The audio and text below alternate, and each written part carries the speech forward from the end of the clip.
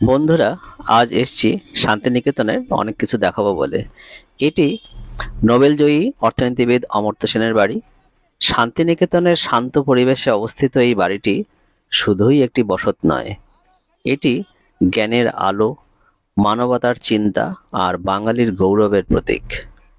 অমর্ত্য সেনের চিন্তাধারা আজও অনুপ্রেরণা দেয় প্রজন্মের পর প্রজন্মকে। এখানে এলেই মনের মধ্যে একটি শক্তি কাজ করে, মনোবল আরো দৃঢ় হয়। এলাম সৃজনী শিল্পগ্রাম। এই শিল্পগ্রাম যেন শিল্পীদের এক জীবন্ত আশ্রয়স্থল, যেখানে মাটি, কাঠ, বেত, কাপড় আর রঙের মিশেলে জন্ম নেয় সৃষ্টির উৎসব। এখানে লোকশিল্পীরা তাদের নিজস্ব হাতে গড়ে তোলেন বাংলার ঐতিহ্য। প্রতিটি দোকান, প্রতিটি হাসিমুখ যেন বলে, শিল্পই আমাদের জীবিকা, শিল্পই আমাদের জীবন। মানুষের কর্মই মানুষকে আকৃষ্ট করে। মানুষ কি পারে আর কি পারে না তা এমন জায়গায় এলেই বোঝা যায়। আমরা এরপরেই একজন প্রবীণ শিল্পীর ঐতিহ্যবাহী চিত্রগান শুনতে পাবো। বাংলা চিত্রগানী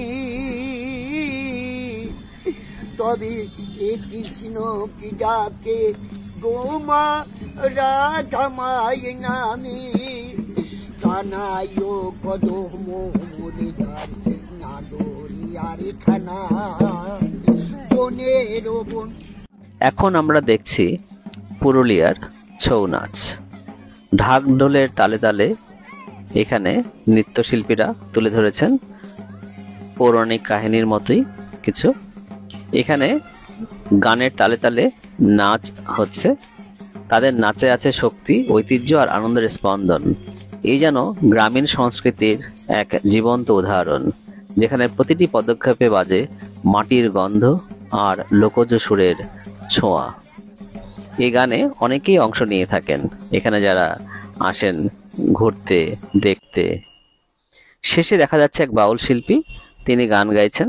গানটি সঙ্গত কারণেই আমরা আপনাদের শোনাতে পারছি না, তবে বুঝতেই পারছেন যে তিনি একটি বাউল গান গাইছেন। মানুষ ভজলে সোনার মানুষ হরি। এই হচ্ছে আজকের আমাদের ভিডিও।